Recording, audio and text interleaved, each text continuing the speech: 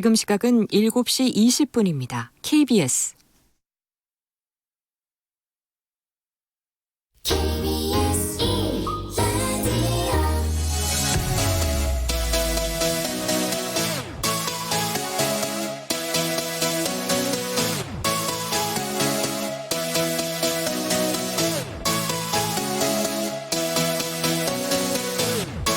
KBS 열린 토론.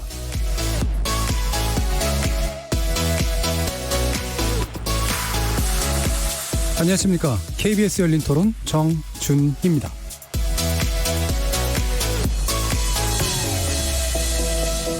KBS 열린 토론 매주 월요일은 정치의 재구성으로 만납니다. 주말 사이 지금까지의 불출마 선언 효과를 더 증폭시킬 것으로 예상되는 선언이 잇따랐습니다. 임종석 전 대통령 비서실장이 제도권 정치를 떠나 통일운동에 매진하고 싶다면서 내년 총선 불출마를 선언했고요. 또 자유한국당의 싱크탱크인 여의도 연구원장을 맡고 있는 삼선 중진 김세현 의원이 불출마 선언과 함께 한국당은 존재 자체가 민폐, 좀비 같다며 당을 해체하자라는 다단히 강한 발언을 던졌습니다. 잠시 소강 상태로 접어드는 듯했던 인적 쇄신론에 다시 불이 붙는 모양새인데요.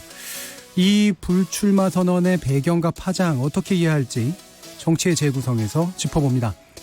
KBS 열린 토론은 여러분들과 함께 만듭니다. 문자로 참여하실 분은 샵 9730으로 의견 남겨주십시오. 단문은 50원, 장문은 100원의 정보 이용료가 붙습니다.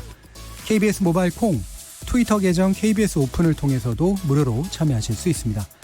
청취자 여러분이 KBS 열린 토론의 주인공입니다. 날카로운 의견과 뜨거운 참여 기다리겠습니다. KBS 열린 토론 지금부터 출발하겠습니다. 살아있습니다. 토론이 살아있습니다. 살아있는 토론, KBS 열린 토론. 토론은 라디오가 진짜입니다. 진짜 토론, KBS 열린 토론.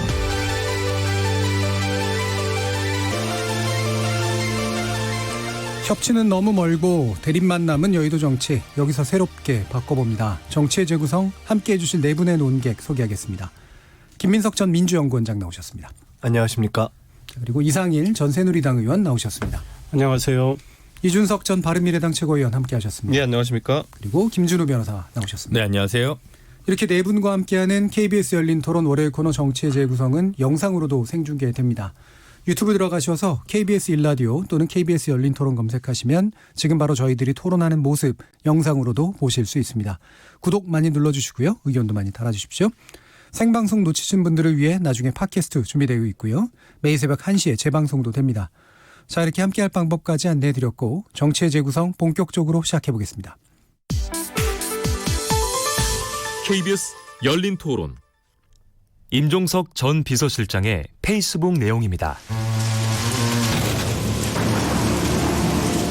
2000년에 만 34세인 나이로 16대 국회의원이 되었습니다. 어느새 20년의 세월이 흘렀습니다. 저는 이제 처음 정치를 시작할 때 마음먹은 대로 제도권 정치를 떠나 원래의 자리로 돌아가려 합니다. 앞으로의 시간은 다시 통일운동에 매진하고 싶습니다.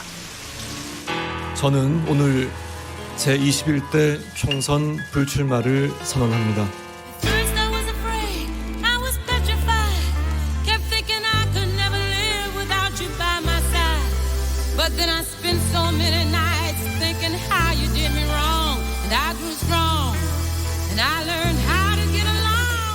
자유한국당은 이제 수명을 다했습니다. 존재 자체가 역사의 민폐입니다. 생명력을 잃은 좀비 같은 존재라고 손가락질 받습니다. 황교안 당대표님, 나경원 원내대표님, 정말 죄송하게도 두 분이 앞장서시고 우리 다 같이 물러나야만 합니다. 미련 두지 맙시다. 모두 깨끗하게 물러납시다.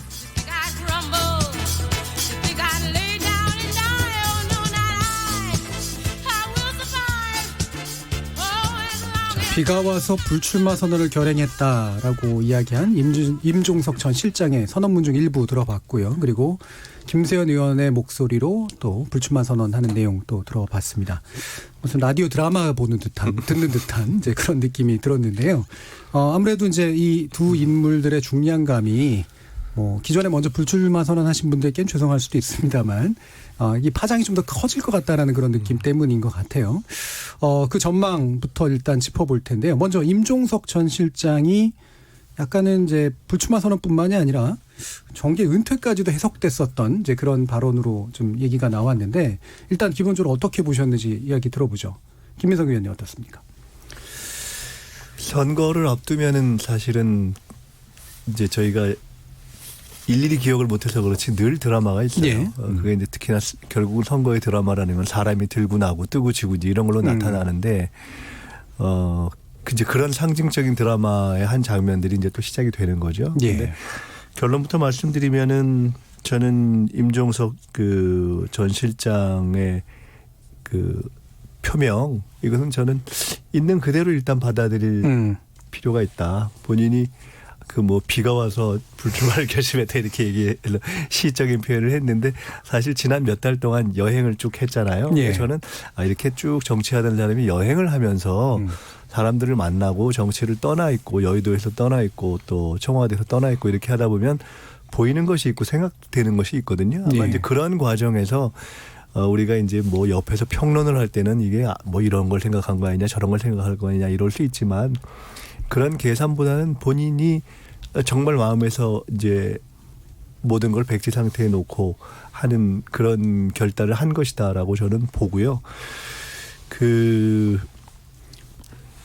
이 임종석 실장의 경우는 이제 지금 말씀하신 김세현 의원의 경우는 조금 달리 그것이 어떤 세대 교체나 세력 교체를 염두에 두거나 메시지를 던진 것은 아니고 개인의 거취나 진로를 지향한 그런 측면이 있지 않습니까? 일단 거기에 의미가 더 있다고 보는데 그럼에도 불구하고 두 분 다 젊고 괜찮은 분들이기 때문에 이게 뭔가 더 변해야 하는 것이 아니냐라는 분위기를 만드는 데는 확실하게 영향을 미치겠죠. 예. 일단 임종석 전 실장의 선언은 예를 들면 김세현 의원처럼 다 해체하고 나갑시다 이런 식의 다르죠. 것은 내용과 아니니까요. 맥락과 예. 배경이 다르죠. 예. 알겠습니다. 이상인 전 의원님. 네, 임종석 전 실장 저도 개인적으로는 잘 아는데 이 결심 과정이 궁금하긴 합니다. 그런데 이제 저희들이 다 추측의 영역이라 예. 좀 말씀드리기가 조심스러운 측면도 있고 한데 솔직히 잘 분석이 안 되는 그런 측면이 있습니다. 왜냐하면 임 전 실장이 본인이 직접 총선 출마 의지를 밝혔었고 그다음에 이제 종로로 또 살림집도 주소도 그렇죠. 옮겼고 예. 그래서 이 종로에서 내년 총선 출마 의지를 상당히 불태웠고 그러나 정세균 전 국회의장이 또 계시고 이 자리를 비켜주지 않고 오히려 내년 총선 출마 의지가 상당히 강한 상황이고 예. 그러니 임 전 실장 입장에서는 정세균 전 국회의장하고 경선하는 것도 부담스럽죠. 대통령의 비서실장 지낸 분이기 때문에 그리고 또 경선에서 또 승산이라는 문제도 현실적으로는 고민할 수밖에 없고 그래서 민주당 내에서 고향인 장흥으로 출마하는 거 아니냐 이제 이런 추측도 나오기도 했고요. 그런 상황에서 본인이 아마 많은 고뇌를 했겠죠. 그래서 결국 불출마 나아가서 제도권 정치에서 떠나겠다 이런 결심까지 했는데 그밖에 다른 사정이 있을 수 있다는 걸 추측을 해본다면 이제 당내에 민주당도 쇄신이 굉장히 중요한 과제이기 때문에 당내에서 지금 86세대 80년대 학번 1960년대생 이분들에 대해서 지금 또 용태 쇄신 이런 이야기들이 나오는데 임종석 전 실장이 여기 계신 우리 김민석 전 의원님이랑 다 대표적인 분들인데 그렇다고 제가 김민석 전 의원님은 그동안에 좀 쉬셨기 때문에 원내 활동을 좀 하시길 바라고요. 그런데 임종석 전 실장은 지금 무대에서 계속 활동을 하셨고 해서 만약에 그런 86세대의 퇴진 86세대가 이제 역할이 끝났다. 이런 거가 이제 많이 분출이 될 때 또 타겟이 될 수 있다라고 예. 생각을 하셨을 예. 수도 있어요. 그다음에 이제 본인이 말씀하신 뭐 그대로 뭐 통일운동에 소위 말해서 민간 차원에서 그건 본인의 꿈이었기 때문에 이걸 해보자. 게다가 본인이 2014년에 남북경제문화협력재단을 만들어서 이사장을 하고 있잖아요. 거기서 하는 일 중에 하나는 좀 논란이 되는 게 있죠. 북한에 있는 여러 영상물들을 우리 방송이나 언론 매체가 쓸 때 저작권료를 주는데 예, 예. 그 재단을 통해서 준단 예. 말이죠.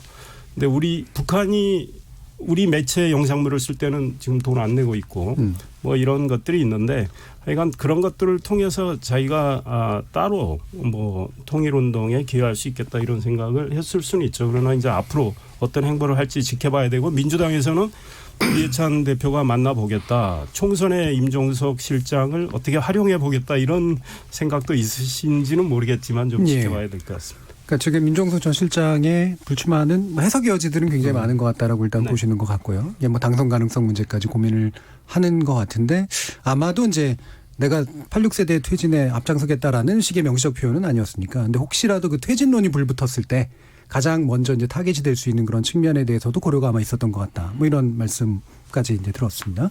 이준석 전 최고는 어떻게 보셨나요? 저는 우선 뭐 임종석 실장에 대해서는 개인적으로 잘 모르기 때문에 그 얘기는 뭐 접어두고, 근데 김세현 의원은 사실 개인적으로 친하기도 하고, 그리고 이제 결국에는 바른정당 출신으로서 또 자유한국당에 복당해가지고 예. 활동을 해왔기 때문에 좀 보자면은 사실 김세현 개인에 대해서 아시는 분들이 굉장히 드물 겁니다. 청취자분들 중에서도. 왜냐하면 삼선 의원을 지내긴 했지만은 뭐 부산 지역에서 굉장히 뭐 순탄하게 당선되면서 조용히 지금까지 왔거든요. 또 젊은 혁신파로는 알려져 있죠. 그렇죠. 네. 굉장히 그 개혁적 성향이 강한 의원인데 또 김세현 의원의 개인적인 면모를 들여다보면은 이분이 어떤 느낌이냐면요. 그 유튜브 같은 데 보면 가끔가다 그 골든 리트리버를 화나게 하는 법 이런 영상이 있어요. 그러니까 그 골든 리트리버를 어지간히 갈궈가지고 그게 막 사람한테 짖고 물게 만들기 어렵거든요. 예. 그런데 딱 김세현 의원이 그런 느낌인 게 아까 제가 삼선이 되도록 많은 청취자분들이 사실 떠올리기 어려운 그런 상황인 것이 강성 발언이라는 걸 잘 안 하는 스타일이거든요. 예. 그리고 뭐 그거 외에 정치 영역 외에서도 개인적으로 화내는 모습을 좀 본 적이 없어요. 약간 그런 느낌이기 때문에 과연 골든 리트리버가 화를 낼 정도면 무슨 일이 있었겠느냐 했을 때 김세현 의원 같은 경우에는 원래 뭐 세습 정치인이라고 알려져 있긴 하지만은 원래 무소속으로 출마해가지고 자기 아버지의 지역구를 받아온 케이스입니다. 오히려 본인에게 공천을 이제 안 주려고 하고 그 전에 다른 사람이 있었기 때문에 무소속으로 출마해가지고 그걸 뺏어온 사람이기 때문에 개인적인 능력도 상상하다 이렇게 봐야 되고, 무엇보다도 부산 지역에서 그 3선급 의원 중에서 뭐 다른 3선급 의원에 비해 가지고 거의 10살, 20살 가까이 젊은 네. 차세주자로 인식되고 있었기 때문에 이게 개인적으로 어떤 불안감의 표출이다 이렇게 오해하는 분들이 있다면은 그건 아니다. 오히려 가장 당선이 유력한 자유한국당의 후보였고, 근데 지금 시점에서 이건 있는 것 같아요. 정치를 하면서 김세현 의원이 이제 계속 언급했던 것이 내가 왜 정치를 하고 있는가라는 것에 대해서 이제 40대 이제 초반에 삼선의 고지에 오르고 나서 그런 걸 느꼈다는 거예요. 근데 저는 그 부분에 상당히 공감하는 것이 사실 지금 박근혜 대통령이라는 리더를 상실한 이후의 자유한국당이라는 거는 본인의 제가 몇 번이나 우리 열린 토론에서 얘기했지만은 이념적 지향도 상실했고 예. 무엇보다도 체계를 상실했고 그런 많은 부분을 상실했기 때문에 재정립을 해야 되는데 다들 직면한 선거에서 그것 없이 그냥 어떻게 해보려는 생각을 하고 있다. 그래서 여의도 연구원장으로서 본인이 이제 여러 통계 데이터도 접하고 그런 어떤 근원적인 철학의 빈곤을 이제 잘 인지하고 있기 때문에 이런 판단을 한 거 아니냐. 저는 이렇게 보고 있습니다. 그래서 아마 이건 좀 파란일 겁니다. 황교안 대표가 그 황교안 대표 체제가 들어서면서 어지간한 건 전부 자기 친위 부대로 꾸리려고 하고 그 친황 계열 또는 과거 친박 계열, 구친박 계열에게 이제 당직을 나눠줬거든요. 딱 한 자리. 근데 여의도 연구원장은 비박 성향이고 복당파인 김세현 의원한테 그렇죠. 이제 예. 자리를 줬거든요. 그 말은 이제 김세현 의원을 나름 본인이 포섭해가지고 이런 어떤 젊어지고 무엇보다도 새로운 이념적 지향을 세우는데 좀 일해달라라는 것이었는데 해보고 나서 도저히 이제 안 되겠다라는 것을 정면으로 반박한 거니까요. 황교안 대표는 본인의 용퇴론까지 나온 입장이니까 예. 굉장히 지금 난감한 상황이 됐다 이렇게 봅니다. 어쨌든 김세현 의원이 가지고 있는 어떤 특정 측면을 내부로 끊어내려고 이제 황 대표는 생각을 했는데 네, 도대체 내부에 무슨 일이 있었기 그렇죠. 때문에 골든 리트리버가 화난 거냐. 이거는 앞으로 자유한국당이 들여다봐야 될 문제입니다. 그러니까 아무리 혁신적인 성향이라도 일반적으로 이런 발언을 하는 스타일은 아니었다라는 전혀 거죠. 아닙니다. 예. 네. 예, 김재룡 변호사님.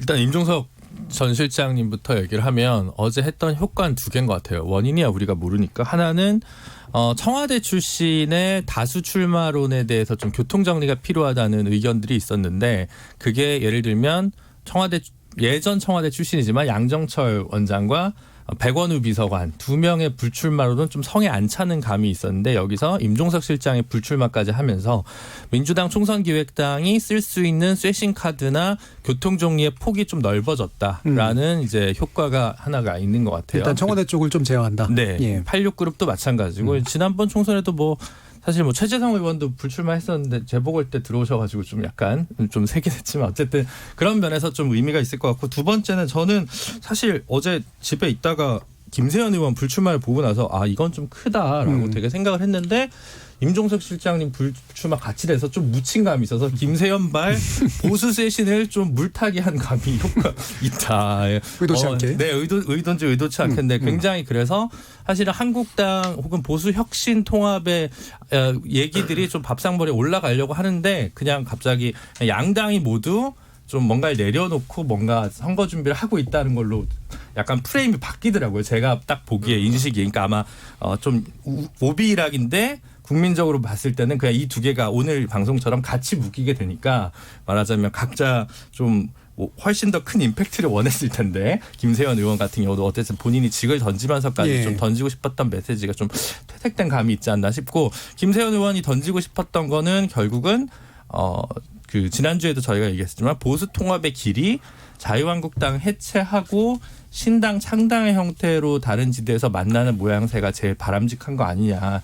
지금 현재 황교안, 나경원 리더십으로는 좀 보수 혁신이나 재통합의 기운이 좀 분명치 않고 충분치 않으니 본인이 좀 가장 가진 게 많고 가장 부러울 게 없는 의원이 던지면서 이제 던지려고 나름 큰 메시지였던 것 같아요. 그래서 예. 김세현 의원 좀 아쉽지 않을까. 지금 말씀을 듣다 보니까 둘 다 파장이 있는데 임종석 실장의 경우는 지금 말씀하신 86에 대한 어떤 세대 교체 또는 당 지도부에 대한 세력 교체 또는 지금 이제 우리 변호사님 말씀하신 청와대 출신에 대한 일정한 제어 효과까지도 결과는 있을 수 있는데 본인의 의도나 계산에서 그거를 주로 담았다고 저는 보기는 어렵다고 보고요. 예. 그런 어떤 메시지라는 측면에서는 아까 얘기한 것처럼 김세현 의원의 경우가 의도와 메시지 방향은 상당히 명료한 것들이 더 있죠. 명시적이죠. 그러니까 예. 당내 세대 교체, 당내 세력 교체 그리고 보수 통합에 있어서의 일정한 물꼬를 트려는 것까지도 있는 것 아니냐. 본인들이 앞으로 정치의 길이 어떻게 될 것인가 하는 것은 생각이 있을 수도 있지만 그건 세상의 일을 어떻게 알겠습니까? 그렇기 때문에 그것은 그냥 이렇게 하늘의 뜻에 맡기고 열어놔야 되는 것이고 해서 그 두 가지가 조금 다르다 맥락이. 근데 저는 이제 이런 상황에서 여권 의원들이 보통 불출마하게 되면은 사실 상투적으로 붙는 이제 용어가 뭐냐면은 자기 지지층을 생각해서라도 문재인 정부의 성공을 위해서 이런 판단을 했다라는 말이 들어가거든요. 근데 그게 없어요. 임종석 실장의 내용에는. 왜냐하면 거기 보면 맨 위에 첫 문단에 나온 게 뭐냐면은 문재인 대통령과 함께했던 시간이 정말 행복했던 2년간의 시간이었다라고 하면서 대통령 개인에게는 어쨌든 굉장한 어떤 그 지지와 존경을 보내고 예. 사실 그 뒤에 상체적으로 세력이 보내는 문구는 없기 때문에 저는 그냥 제가 의혹을 제기하는 입장에서 우리 이채원이 뭔가 섭섭한 게 있다. 고민을 너무 많이 하신 것 같고 저는 그게 이상했어요. 섭섭한 게 있다. 이런 거 아닌가 싶어요. 고민과 분석을 너무 과하게 하시고. 그러니까 지난 하루 동안 그 혹시 얘기로 다 김민석 되는 의원님께서 전 의원님께서 임종석 실장한테 연락을 따로 하시거나 이렇게 아니 그런 건 아니에요. 우리 가까운 사람들이 다 아까 그 뉴스에 보면은 못 들었다는 거 아니에요. 예. 네, 그렇기 때문에 아마 이런 결정을 사실 상의하고 결정하기 어렵잖아요. 그렇기 때문에 너무 지금 일단 우리 준석 최고께서는 그거는 당연히 담겨 있는 거죠. 왜냐하면 그 시간이 좋았다. 그리고 통일운동 계속 하겠다 하는 전체적인 메시지에 있어서는 이 정부와 또는 당이 이 기조에서 잘 가기를 바란다는 게 지금 담겨 있는 것이기 때문에 뭐 그것까지 지금 복잡하게 분석할 일은 일단 아닌 것 같고요. 김 변호사님 말씀대로라면 이제 김세현 의원은 뭐 명확히 그동안 고민을 해서 그 메시지가 명료하죠. 이렇게 던졌는데 마침 오비일학격으로 임종석 전 실장이 이 같은 비가 날 오는 바람에 예, 비가 온다 비가 와서 했다는 건 측근 이야기죠. 본인이 직접 이야기한 건 아니고 이렇게 하는 바람에 좀 묻혔다 그러는데 또 달리 보면요. 이 여야 간의 일종의 쇄신 경쟁 국민 입장에서는 어느 쪽이 더 정말 쇄신을 하느냐 이런 관점에서 또 볼 수 있거든요. 그러니까 사실은 여야가 더 분발해야 되는 그런 측면이 있는 건데 민주당은 제가 보기에는 지금 대통령 권력이 아직 뭐 멀쩡히 레임덕이 온 상황도 아니고 그동안 상당히 좀 내년 총선 준비와 관련해서 공천 룰도 세팅을 하고 소위 비교적 체계적으로 진행이 되고 있지 않습니까? 그런 과정에서 제가 보기에는 지도부가 의도한 어떤 쇄신의 방향성 그다음에 쇄신의 어떤 목표 이런 것들이 좀 명확해 보여요. 그런 것들을 위해서 지금 좀 차근차근 진행 중이고 임종석 전 실장의 어제 입장 표명이 아마 그쪽을 좀 더 가속화할 수 있죠. 그러니까 지금 제가 보기에는 뭐 오히려 86그룹은 좀 그래도 임종석이 이렇게 해줬으니 우리한테까지 뭐 화살은 들어올 수 있지 않을까 이렇게 생각할지 몰라도 이제 그보다 위의 중진들 그분들은 상당한 압박감을 느낄 가능성이 있어요. 예. 그래서 아마 불출마 입장을 낼 분들이 더 나올 수도 있는데 이제 한국당의 경우는 보수 통합이라는 그 화두를 한교안 대표가 던진 가운데서 지금 김세현 의원이 이 당 해체 주장까지 하고 했기 때문에 굉장히 한국당은 좀 혼돈스러운 상황이 될 겁니다. 그런데 김세현 의원이 어떤 자기 생각을 우리 모두 깨끗이 물러나자. 비워주자 이것만 이야기했지 대안을 이야기한 건 아니란 말이죠. 대안에 대한 생각은 한국당 내에서 지도부도 다를 거고 김세현 의원의 어떤 어제 입장 표명을 지지했던 오늘 많은 분들이 뭐 지지한 분들도 있지만 그분들이 생각하는 로드맵도 또 다르기 때문에 한국당은 한동안 좀 혼란이 생길 가능성이 있다. 그러면 어제 김세현 의원이 기자들과 간담회에서 그런 이야기했죠. 당장 한교안 대표나 나경원 원내대표가 그 자리에서 물러나라고 한 건 아니다. 이제 어찌됐든 당을 만약에 해체한다고 쳐도 누군가는 그거를 매듭을 지어줘야 되니까. 그러나 이제 그거를 당에서는 이 해체 수준의 쇄신, 그 다음에 결국 보수 통합을 한다면 그 재창당, 결국 한국당 간판도 내리면서 정말 완전한 신당의 모습으로 재창당도 할 수도 있는 거란 말이죠.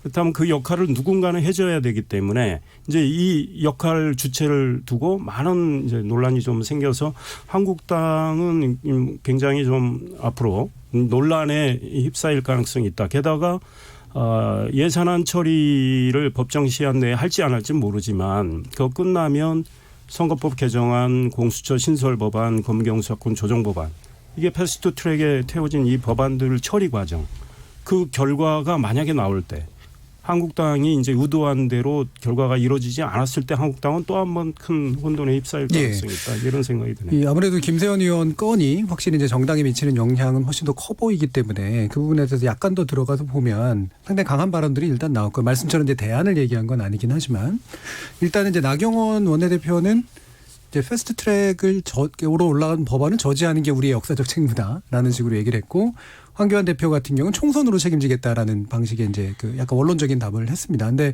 뭐 이 정도가 이제 현재 끝낼 수 있는 정도겠지만 아마 내부에서 흔들림들은 있을 거란 말이에요. 대체로 어떤 식으로 삐져나올 것 같으세요? 저는 시작되었다 이렇게 보는 게 자 다시 한번 되짚어 보자면 2012년 총선을 앞두고 그 이준석이 복귀할 때 등장하는 시점이죠. 이준석이 등장하는 시점이 2011년 12월 26일입니다. 예. 그 말은 뭐냐면 그 전에 2011년 10월 26일에 박원순 시장이 서울시장 당선된 선거 이후에 홍준표 대표의 갓 당선된 홍준표 대표의 리더십이 의문을 받으면서 11월 말쯤에 이제 속된 말로 끌려 내려옵니다. 거의 뭐 당내에서 이제 홍준표로는 총선 못 치른다. 뭐 이런 굉장히 홍준표 대표가 듣기 모욕적일 수도 있는 뭐 해보기도 전에 날 물러나라 그러냐. 총선 때 내가 결과 안 좋으면 나도 물러나겠다. 이런 식으로 홍준표 대표가 한 거였지만은 결국 12월쯤 되면은 11월 말에 12월 초가 이제 보통 12월 중순이 되면 예비후보 등록을 해야 되기 때문에 그때쯤 되면은 굉장히 당내 인사들과 또 출마 의향자들의 그게 예민해져 있습니다. 그런데 거기서 대안을 제시하지 못하면은 황교안 대표도 본인의 거취 문제, 김세현 의원이 언급했던 그러니까 뭐 당 대표를 물러나라는 건 아니지만 불출마 선언 등의 어떤 일신한 용단이 있어야 된다라는 것들 그리고 그 외에는 또 있으면 비대위원장을 데리고 와라. 아니면 그것을 가름하기 위해서라도 당신이 봤을 당신과 상호 보완적 결합을 할 수 있는 좋은 선대위원장을 데려와라. 뭐 이런 식의 압박이 이제 가시화될 거로 보이거든요. 그러니까 저는 황교안 대표가 현실적으로 뭐 사실 한 번도 출마 안 해본 분이 불출마하기도 참 웃기잖아요. 그러니까 저는 그런 선택보다는 앞으로는 굉장히 집중해가지고 인적 쇄신 또는 인재 영입에 아마 골몰할 것으로 보입니다. 예. 그리고 그 성과가 생각보다 빨리 나와야 될 것이다. 예를 들어 아까 제가 언급했던 공천심사위원장이나 선대위원장급의 인물들 같은 경우에는 지난번 박찬주 대장 영입 실패가 한 번 있기 때문에 굉장히 대중의 지지를 받을 수 있는 인물로 데리고 와야 되는 게 이제 숙명이거든요.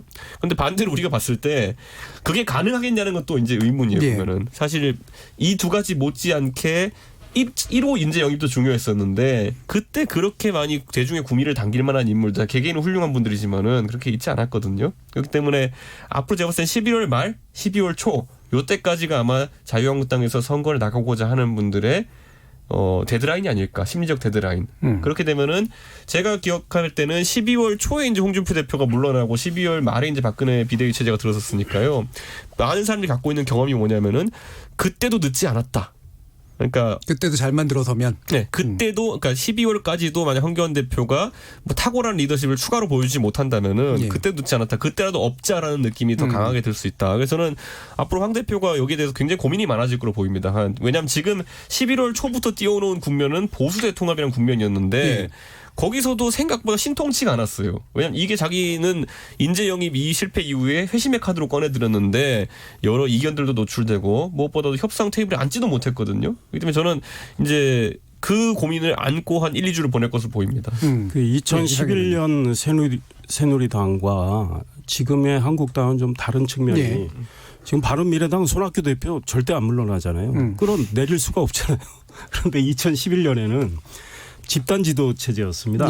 그러니까 이 최고위원 선거에 나가서 1등이 대표가 되고 뭐 2등부터 5등까지가 다 소위 말해서 의사결정을 같이 하는데 당시 홍준표 대표는 집단 지도 체제의 대표였고 불안감을 느낀 최고위원들이 남경필, 온일용, 유승민. 그래서 홍준표 대표가 이분들을 싫어하는 거거든요. 최고위원직을 던져버리니까 그냥 집단 지도 체제 그 자체가 무너져 버렸어요. 근데 지금 한교안 대표 체제는 대표를 따로 뽑고 최고위원을 따로 뽑는 단일성 집단 지도 체제이기 때문에 황 대표는 전당대회를 통해서 당원들에 의해서 또 국민 여론조사를 통해서 선출된 분이고 이러기 때문에 본인이 쇄신을 하겠다. 이렇게 하면 현실적으로 체제를 바꿀 수가 없어요. 그러니까 황 대표는 제 생각에 이 김세현 의원의 이런 문제 제기를 아마 인적 쇄신, 일단 쇄신과 변화를 강화하는 계기로 삼을 수도 있다. 그러니까 우리 이준석 최고위원 이야기대로 정말 공천심사위원장이나 뭐 이런 분들을 저분을 내세우면 이 공천혁명 일어날 수 있지? 이제 이렇게 할 수 있죠. 그다음에 영입 인사도 지난번 실패를 교훈 삼아서 저런 분을 데려왔어. 말 되는데 이제 이렇게 할 수도 있어요. 그렇게 하면서 한편으로 통합의 문제에 있어서 더 적극성을 떼어가지고 정말 나중에는 누가 봐도 이게 한국당이 그대로 뭐 일부 뭐 유승민 의원이나 일부 세력과 그냥 단순 소통합하는 수준이 아니고 완전히 보수를 재건하는 수준으로까지 가서 통합을 하고 정말 완전히 재창당한 이런 느낌을 준다면 선거는 치러볼 수 있죠. 그러나 이제 그런 리더십이 발휘될지는 우리가 지켜봐야 되는 그 거죠. 정도면 굉장히 잘 그려진 그림인데. 근데 제가 여기서 한 가지 지적하고 싶은 게 그 민주당이 총선기획당을 출범시키면서 모두 예측을 뛰어넘게 뭐 총선기획당이 대단한 자리는 아닙니다. 그런데 금태섭 의원을 어제 총선기획단에 넘어인해가지고 굉장히 잘한 총선기획단 인선이라는 평가를 받았거든요. 그러니까 저는 마찬가지로 황 대표가 지금 아까 말한 선대위원장이나 아니면 공천심사위원장을 굉장히 외부에서 뛰어난 사람 영위할 자신 없으면은 김세현 의원이 가장 뛰어난 카드로 부상하는 겁니다. 지금 이 상태에서. 오히려? 예, 왜냐하면 사실 뭐 제가 봤을 때는 지금 상황에서는 굉장히 강한 리더십과 그런 판단 능력을 가진 공천심사위원장의 선대위원장이 필요한데 뭐 제가 봤을 때는 골든 리트리버도 옆에다가 뭐 갈기 달면은 사자처럼 보일 수 있고 제 생각에 충분히 굉장히 국민들의 각인을 준 어떤 그런 불출마 선언문이었기 때문에 불출마를 하는데 선대위원장은 하는.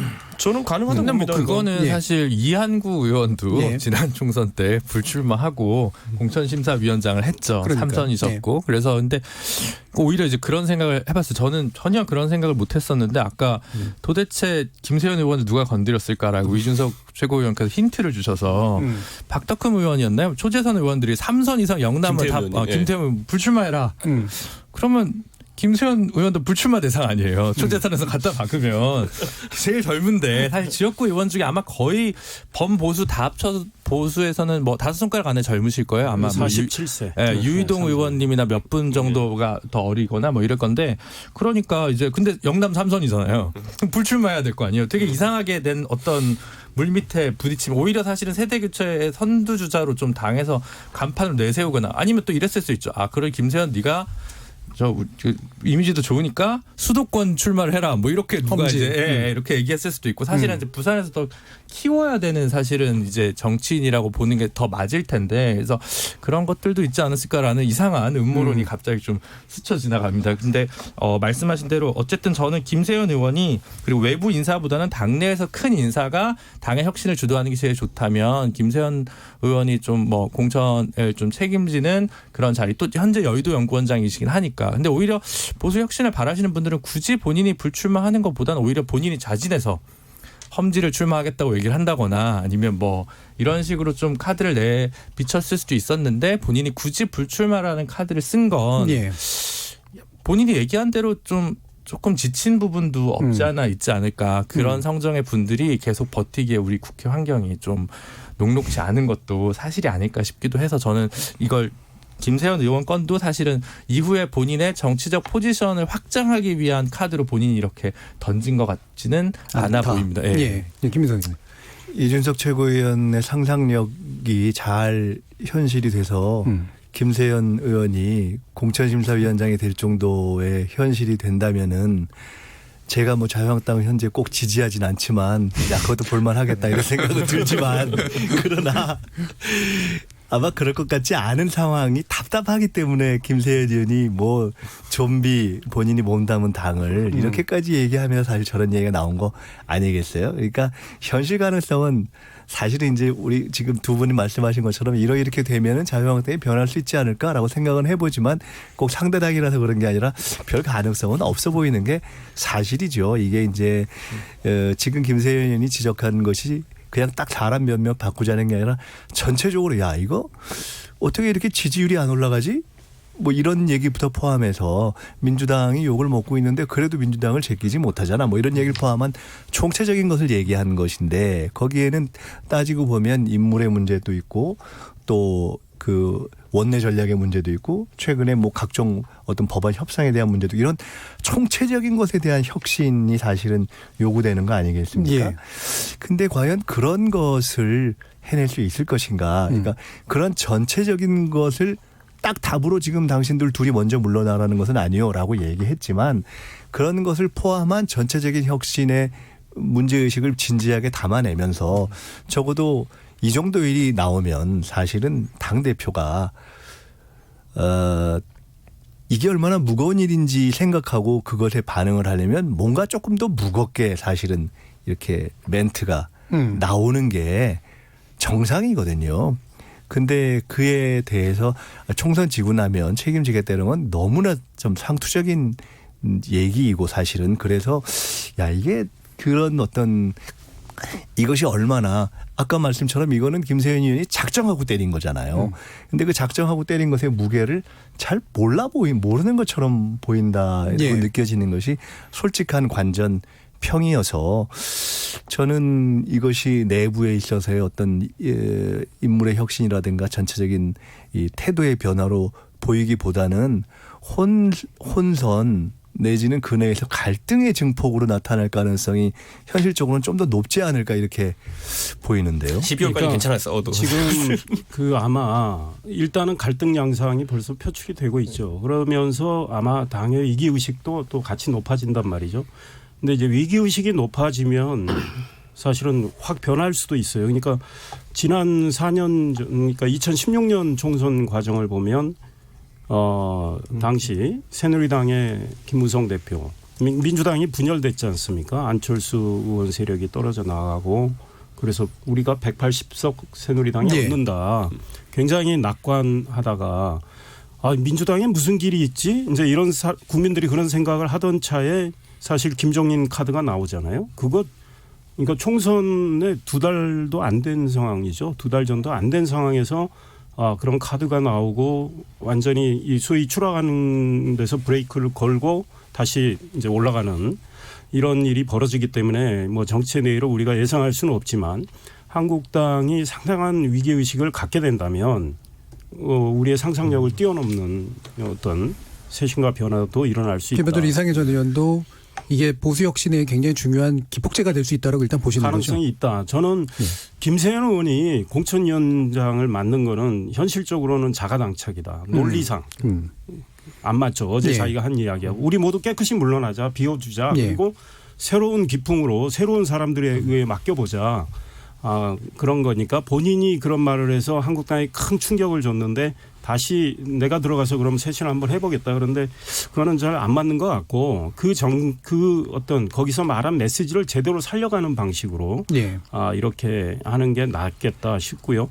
김세현 의원 뭐 개인적으로 친하고 제 대학교 과 후배이기도 하지만 큰 결단은 했지만 김세현 의원이 또 하는 그분의 스타일과 성격상 맡아서 잘할 역할이 있고 못할 역할이 있습니다. 그래서 공천심사위원장은 정말 좀 모진 분들 뭐 이런 분들이 해야 되는데 갈기를 달면 된다니까 지금 말씀드렸잖아요. 불출마하시는 분들이 약간 스타일리스트들이세요. 리트리버가 하긴 안 좋다. 정치는 되게 이제 그 진흙탕에서 좀 뒹구는 게 있어야 예. 되는데 스타일 좋으신 분들이 더 이상 못 버티고 약간 불출마를 하시는 것 같아요. 그러니까 표창원 의원도 그렇고. 나갈 분들은 안 나가고 있어도 될 분들이 자꾸 누가 나가야 되나요? 알겠습니다. 또 나갈 분들에 관련된 얘기들이 나올까봐 여기서 일단 끊고요. 이 여야의 상징성 높은 정치인들이 일단 불출마 선언을 하면서 정치권은 어쨌든 출렁이고 있는 건 맞는 것 같습니다. 이 충격파에서 빠져나갈 방법을 찾기보다 이를 기회로 무엇이 바뀌어야 될지를 좀 더 살펴야 될 시간이 한 걸음 한 걸음 더 찾아오고 있는 것 같습니다. 지금 여러분께서는 KBS 열린 토론과 함께하고 계십니다.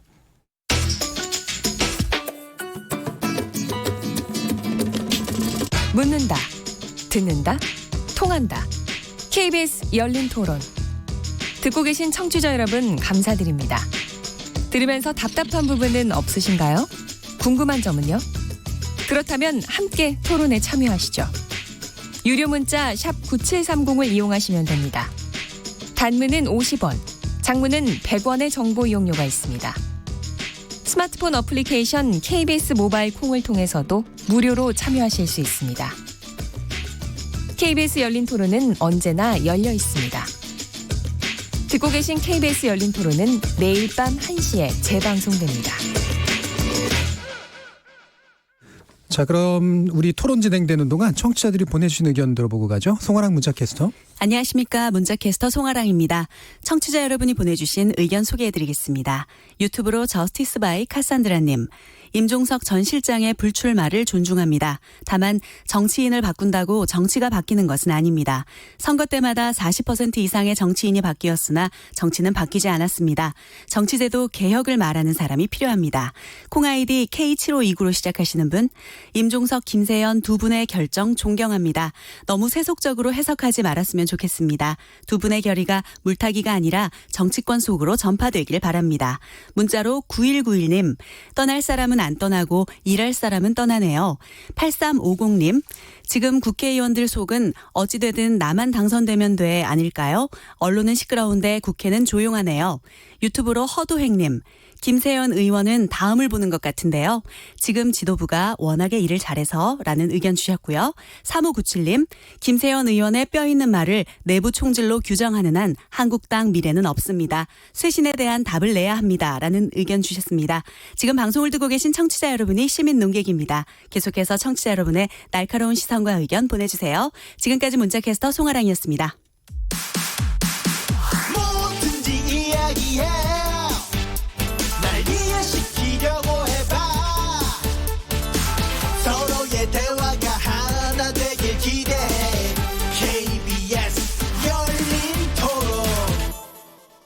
정치의 재구성 이상일 전 의원, 김민석 전 민주연구원장, 김준우 변호사, 이준석 전 바른미래당 최고위원 이렇게 네 분과 함께하고 있습니다. 이 시간 영상으로도 생중계되고 있는데요. KBS 모바일 콩 보이는 라디오를 통해서 보실 수 있고요. 유튜브 들어가셔서 KBS 일라디오 또는 KBS 열린 토론 검색하시면 지금 바로 저희들이 토론하는 모습 영상으로도 보실 수 있습니다. 자, 이제 방위비 얘기를 해야 되는데 그 전에 아마 약간 더 못다한 얘기들이 좀 있으신 것 같아서요.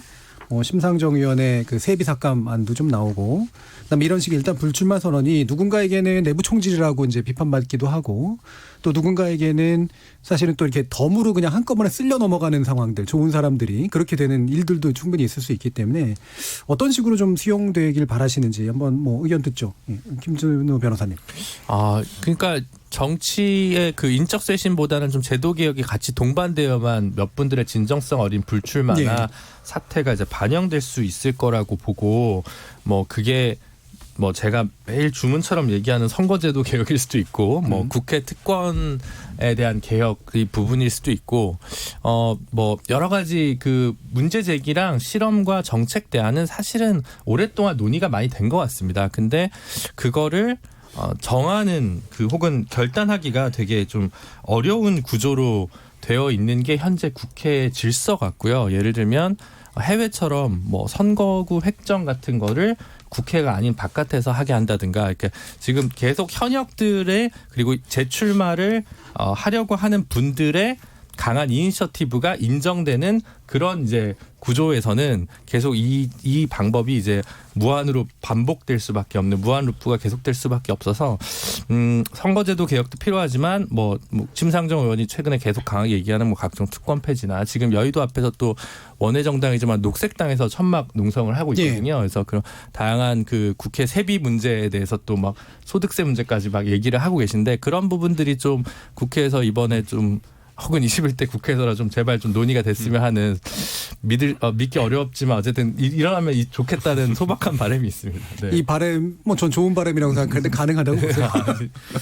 지금 남은 국회에서? 저는 이미 국회는 지금 쌓아놓은 뭐라 될까요? 일들 처리하기도 어려운 정도의 여야 극한 대립 상황이 되었고, 저는 지금 이제 선거법 같은 경우에도 저는 뭐 그걸 통과시키려고 하는 범여권도 이게 최종안일 거라 생각하지 않는다면서 가고 있고, 야권은 절대 반대로 이제 가고 있는 상황이기 때문에 사실 굉장히 불행한 상황입니다. 앞으로 한 달도 안 되는 시간 안에 선거법이 결판이 날 텐데 최종안도 모르고 있는 상황에서 국민들은 여기에 대한 지지 의사를 표명해야 되는 상황이니까요. 전 그래서 앞으로 뭐 김준호 변호사가 이야기한 정치개혁 관련 법안들 꼭 저는 이제 지적하고 싶은 게, 사실 여야 모두 공이 싸잡아서 비판하자면은 4년이라는 시간이 있었습니다. 그런데 결국 이 패스트트랙이 지금 진행되는 논리도 그 우리 흔히 가면 하는 건데, 이제 노래방 가면 마지막 1분 뜨면은 끄고 다른 노래 넣어야 된다는 압박이 생기거든요.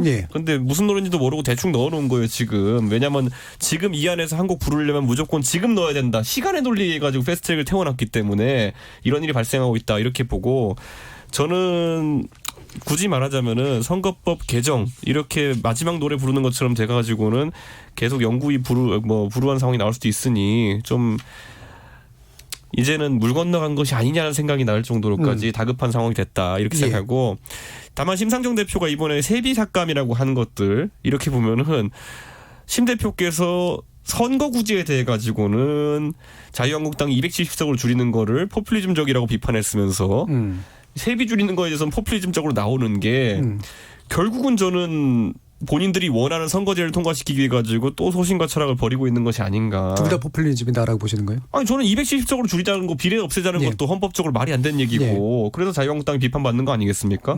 그와 동시에 세비를 줄이자고 하는 것은 저는 도저히 1년 전만 하더라도 안타깝게 정치자금법으로 인해 가지고 노회찬 대표께서 돌아가셨는데 그 당의 진심이라고 좀 믿기지가 않습니다. 보면은 오히려 정치에 있어 가지고는 정치한 사람들이 합법적으로 정치자금을 모금할 수 있는 경로도 열어주고 아니면은 세비를 어느 적정 수준을 확보해가지고 부정한 돈을 받지 않고 정치할 수 있는 환경을 만들자라는 정의당의 당론인 줄 알았거든요.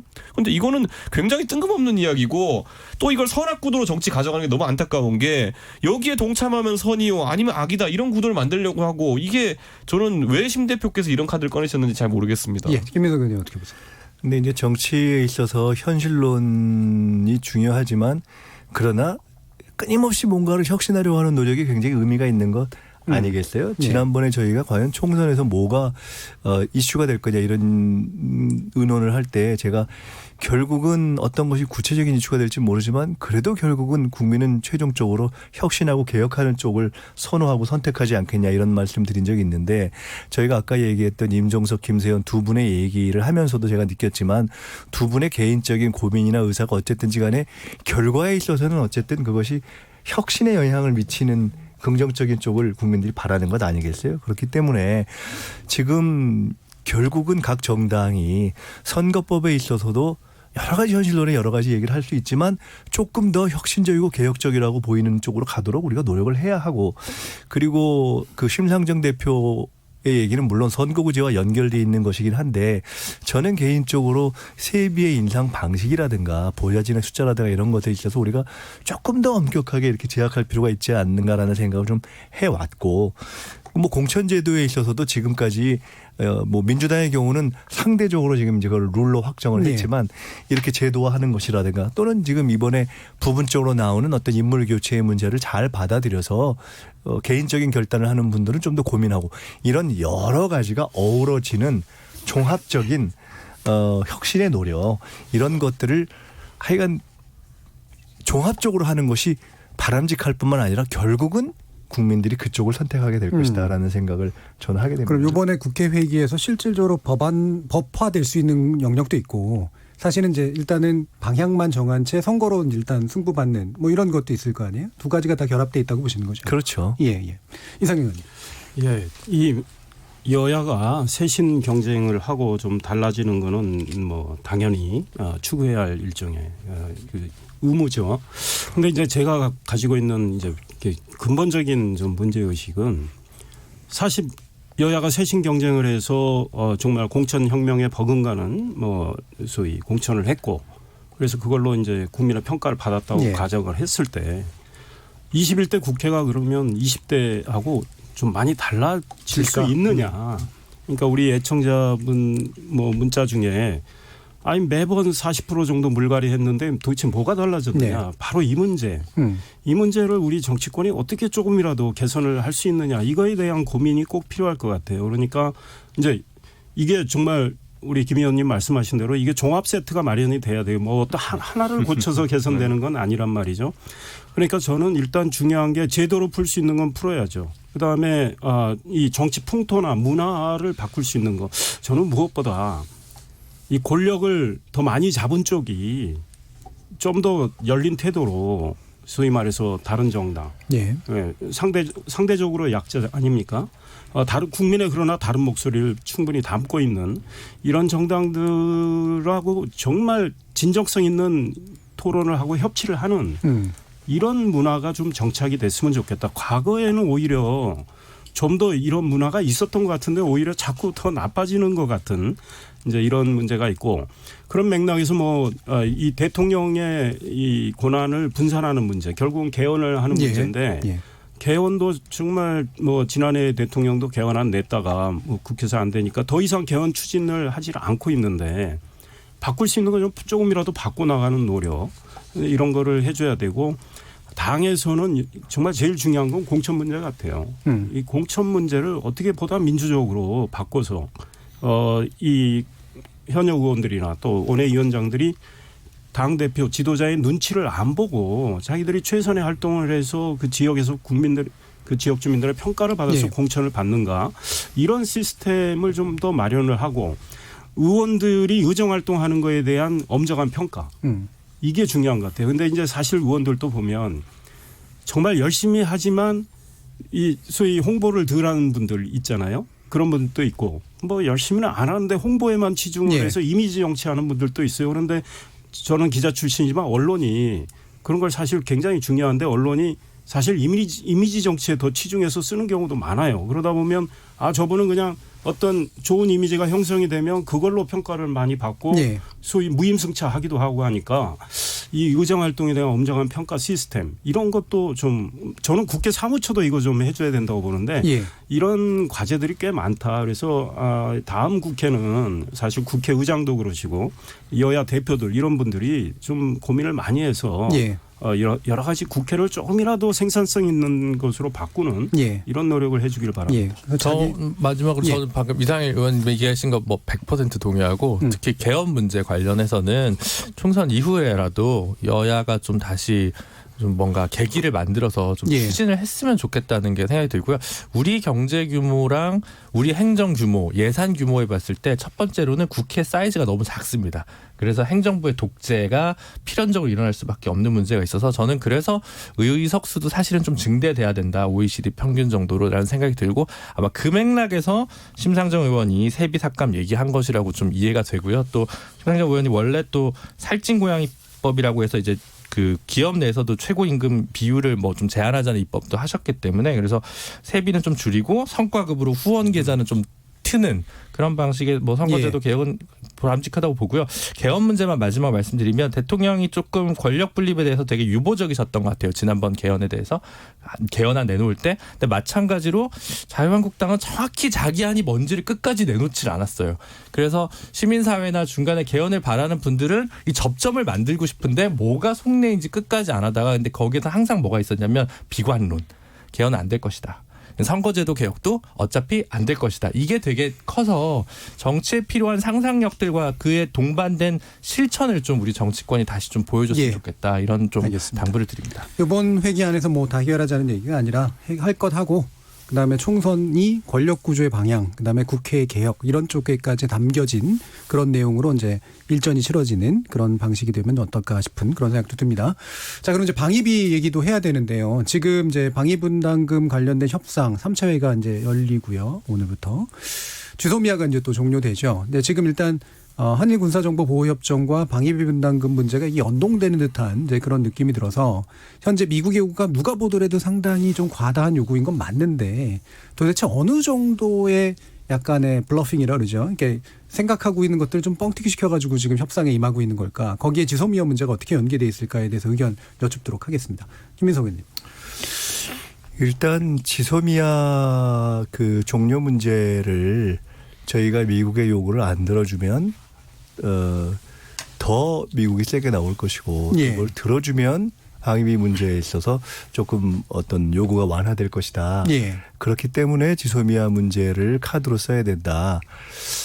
라는 가설은 좀 안 맞는 것 같아요. 이거는 이제 지소미아 문제와 방위비 문제 이것은 좀 다르다. 왜냐하면 방위비 문제는 미국의 전반적인 어떤 최근에 뭐 일본을 포함해서 방위비 협상 전략 또는 대외 전략 또 심지어 미국군의 어떤 전반적인 철수 또 그것은 전체적으로 미국의 세계 전략에 있어서 이 소위 셰일가스 혁명으로 인해서 과거보다 좀 에너지에 있어서 조금 여유가 생긴 뭐 이런 종합적인 것과 연결돼 있고 또 트럼프 대통령이 대선 전부터 공약을 얘기하면서 우리가 이제 앞으로 무임승차하는 나라들 이제 돈을 좀 더 받겠다 뭐 한 것을 포함한 이런 종합적인 것과 연결돼 있기 때문에 이것과 연결해서 이렇게 하면 지소미아를 이렇게 하면 조금 그 방위비 협상에 여유가 생기고 그렇지 않으면 빡빡해진다.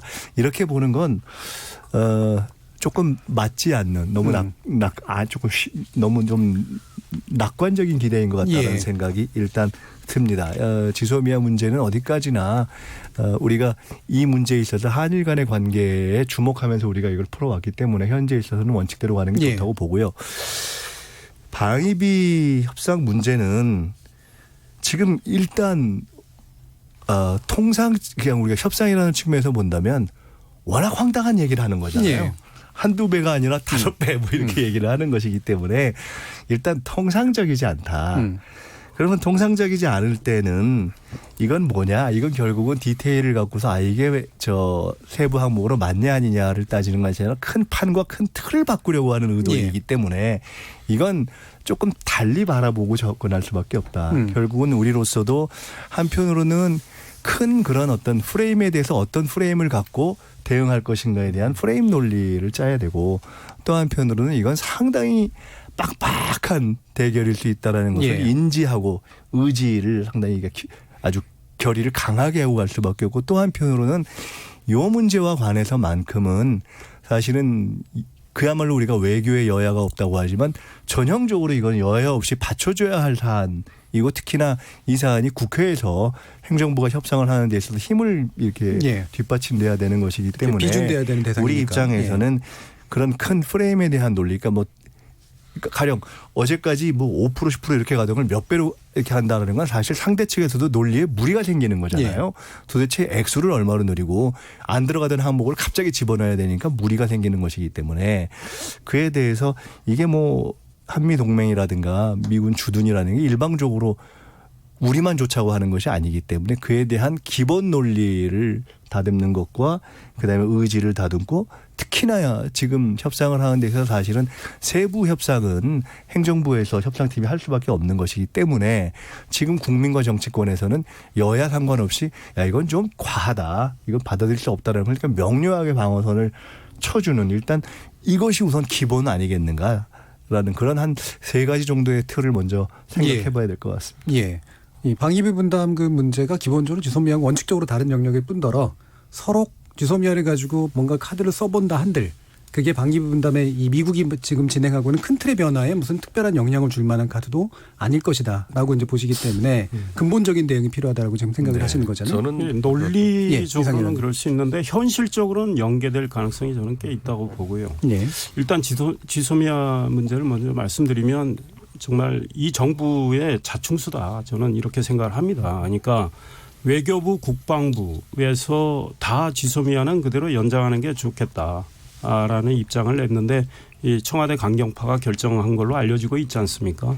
물론 정부 내에서 토론을 할 수 있습니다. 그런데 지소미아를 종료 결정을 했을 때는 우리가 기대했던 거, 정부 관계자 입에서도 나왔지만 일본의 말도 안 되는 경제의 수출 규제, 경제 압박 이거를 소위 미국을 힘을 빌려서 일본을 압박을 해서 이걸 풀도록 하겠다는 카드로 지소미아 카드를 던진 거죠. 근데 이게 예상이 빗나갔다. 미국이 우리가 의도한 대로 움직여주지를 않았다는 거죠. 미국은 오히려 우리를 압박하고 있는 거 아니겠습니까? 지금 최근에 미국의 장관부터 계속 잇따라 방문해서 지소미아 유지에 대해서 강력한 입장을 표명을 했고 우리 입장이 이제는 난처해졌다. 그래서 사실은 우리 입장이 편안해졌다면 대통령이 태국에서 아베 손을 이끌고 잠시라도 이야기하자 한 10분 했나요? 11분 발표했죠. 그럴 이유도 없었는데 우리가 입장이 굉장히 옹색해졌다. 일단은 이 카드를 던졌는데 먹히질 않는 상황. 일본은 이걸 알기 때문에 더 버티고 있는 상황. 이런 상황이 됐고 미국은 이제 최대의 압박을 가하고 있습니다. 물론 미국이 일본에 대해서도 좀 한국과의 관계를 풀어라 하고 있다는 건 알고 있습니다. 그러나 일본의 태도는 아주 완강하다. 그래서 만약에 우리가 지금 일본의 태도 변화가 없기 때문에 우리도 이거를 입장을 바꿀 수가 없다. 이래서 이제 22일 자정이 돼서 정말 종료 결정을 한다면 미국이 어떻게 나올 건지는 지켜봐야 되지만 예상되는 건 지금 미국 내에서도 많은 분들이 이야기하고 미국에 있는 우리 특파원들도 보도를 하고 있는데 상상하기 어려운 엄청난 압박을 우리한테 가할 거다. 그 압박의 형태는 첫째 방위비의 이 대폭 증액, 둘째 자동차나 우리 주력 수출 품목에 대한 관세를 올리는 문제 해서 상당히 보복 조치를 하는 거 아니냐 이런 우려가 있는 거 사실 아닙니까? 그러니까 보복 개념이 될 수는 있나요? 그러니까 미국 입장에서는 보복이라고 할 수도 있죠. 우리도 그렇게 느낄 수 있고 왜냐하면 미국이 지소미아 연장을 그렇게 장관도 보내고 해서 합참의장도 보내고 나름대로 총력전을 폈는데 한국 정부가 이걸 안 듣는다. 그러면 이 한미 동맹에 대한 한국 정부의 소위 말해서 이 어떤 헌신적인 태도 이런 거에 대해서 굉장히 의심을 하고 불만을 가질 수 있기 때문에 그렇다면 한국을 어떻게 길들일 거냐 미국이 이렇게 생각할 수 있는 거죠. 뭐 제가 보기엔 미국이 감정풀이를 충분히 할 수 있는 사안이 돼버렸다. 그런 것까지 염두에 두고 50억 달러의 방위비 분담을 트럼프가 요구를 했는지 몰라도 미국 내에서도 이건 너무 과도하다는 예. 지적이 나오고 있죠. 그래서 CNN 같은 경우는 미국의 관계자 말을 인용해서 트럼프가 거부당하기 위해서 이 액수를 내놓은 거다 이런 예. 말까지 나왔단 말이죠. 그다음에 미국의 국방부 관계자들도 굉장히 난처하게 생각하고 있다. 이 액수를 맞출 방법이 없잖아요. 우리가 예. 지금 1조 한 400억 내고 있는데 그걸 5배 이상 요구를 하니 그러면 무슨 명분으로 돈을 더 내라고 할 건가. 계산서의 목록에 이게 들어가지 주한 미군 주둔 비용의 일부가 우리가 부담하기로 돼 있는데 계산서에 이게 도대체 낼 수가 없으니 미군의 역외 활동 한반도 외 다른 곳에서의 활동 비용까지 내게 하겠다는 거 아니겠습니까? 그래서 결국은 제가 보기엔 미국이 이걸 끝까지 관철하기는 어렵다고 봐요. 예. 그러나 굉장한 압박을 가하기 때문에 우리로서는 협상을 이제 뭐 인내심을 가지고 해야 되겠죠. 그러니까 예. 우리는 가능한 한 연내 협상이 안 되더라도 내년 초까지 좀 끌고 가겠다는 입장인데 미국은 연내 하겠다는 입장인 것 같고 사실은 우리의 이제 버티기가 중요한 시점인데 얼마나 버틸 수 있을까 예. 이제 이런 것들이 상당히 걱정이 되는 측면이 김준우 있습니다. 변호사는 어떻게 보세요? 아니요, 제가 뭐 하려는데 옆에서 김민석 의원님 막 쓰셔가지고 뭔가 좀 얘기를 하셔야 될 것 같아요. 괜찮아요. 네. 더 정리하시고. 김준우 변호사 생각이 없으신 것 같아요. 아니 그건 아니고 저는 근데 항상 변호사가 외교안보 문제에 대해서 이렇게 저렇게 얘기하는 게 좀 청취자들한테 격에 맞지 않는 것 같아서 좀 그런데 전 개인적으로는 원래 군사적 봉보 보호협정 지소미아 필요한지 잘 모르겠다는 입장이었고 예. 사드도 꼭 샀어야 되나라는 배치했어야 되나라는 것도 솔직히 좀 의문이 좀 있어서 이 50억 불이면 그냥 자주 국방을 할 수 있을 것 같아요. 저 무기 다 사고 용병을 들여서라도 할 수 있을 것 같아서 이렇게 너무 이렇게 일희일비하지 않았으면 좋겠고 외교가에서 보면 예를 들어 대표적으로 지금 브렉시트만 해도 굉장히 긴 시간 동안 협상을 하고 있지 않습니까? 그래서 방위 분담금 부분에 대해서는 재조정이 필요할 수도 있겠죠. 미국 입장에서 보면 그리고 어떤 미국 특유의 혹은 트럼프 이후의 외교관계, 대외관계 정책에 따라서 각국의 부담을 더 늘리는 방식으로 갈 수는 있겠지만 이 부분에 대해서는 좀 조야가 합의를 좀 해서 아까 김민석 의원님 말씀대로 좀 길게 보고 해야 되지 이거를 뭐 이제 너무 짧게 빨리 해서 호들갑 해가지고 뭐 할 문제는 아니지 않나 이런 시한 내 협상한다거나 이런 게 굳이 전혀 그럴 필요 없을 것 예. 같다고 저는 생각하고 있습니다. 저희가 사람 간의 관계랑 국가 간의 관계가 뭐 동일한 원칙에 따라서 이루어진다 보기는 어렵지만은 그래서 일반적으로 어떤 사람이 싫어진다는 얘기는 그동안 누적됐던 것들이 마음에 안 드는 게 많았던 거예요. 그러니까 지금 예를 들어 방송을 들으면서 이준석 욕하는 댓글이 달린다 하더라도 제가 특정 발언을 오늘 잘못해서 하는 것보다는 제가 누적돼서 그냥 뭐 그분을 불편하게 했을 가능성이 높아요. 근데 방위비 문제는 사실 그렇지 않죠. 저는 지금 미국과의 트럼프 큰 틀에서 특유의 블러핑이라고 보는 성향이 더 크지 않나요? 사실은 이걸 오히려 큰 틀에서 한미 관계가 위기에 놓여 있다고 봐야 되는 것이. 그럼 일본한테는 왜 그렇게? 저는 일본에 대해서도 당연히 쌓인 것이 미국이 있겠죠. 예. 그런데 그 안에서 보면 부시엔 정부 때부터 애초에 공화당은 일본과의 관계에 있어서 부정적인 의견들을 많이 피력해 왔었어요. 그것의 연장선일 수도 있고 또는 순서상으로 우리가 먼저고 일본이 그 다음이기 때문에 타결 순서를 보면 어떻게 될지는 우리 예측도 못하는 것도 있습니다.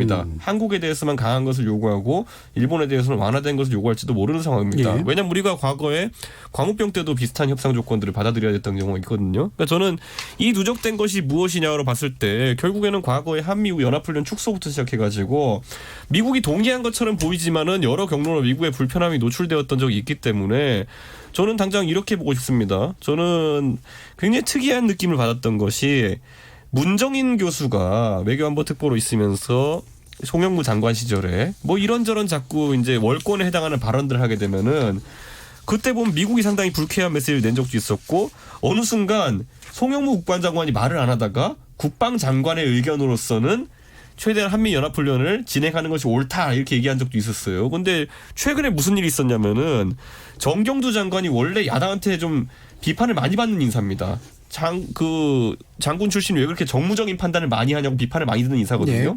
그런데 이번에 야당 의원의 질의에 대해 가지고 지소미아는 최대한 유지되는 것이 옳다고 본다라는 발언을 했어요. 그러니까 이게 살살 불안한 게 국방장관이 우리 이 정부에서는 소신 발언하면 그 다음부터 뭐 잘리는 경우가 있더라고요. 그래서 살살 불안하긴 한데 어쨌든 저는 이 맥락에서 봤을 때 지금 문재인 정부가 하는 큰 틀에서의 행위가 지금 미국과의 불협화음을 노출시키고 있고 아까 언급되었던 인사이긴 하지만은 문정인 그 교수가 대사로 내정되었다가 사실상 철회된 것에 대해서도 이면에 대해서도 얘기가 많이 나오고 이 큰 틀에서 지금 이제 어긋남을 이제 이야기해야 되는 것인데 예.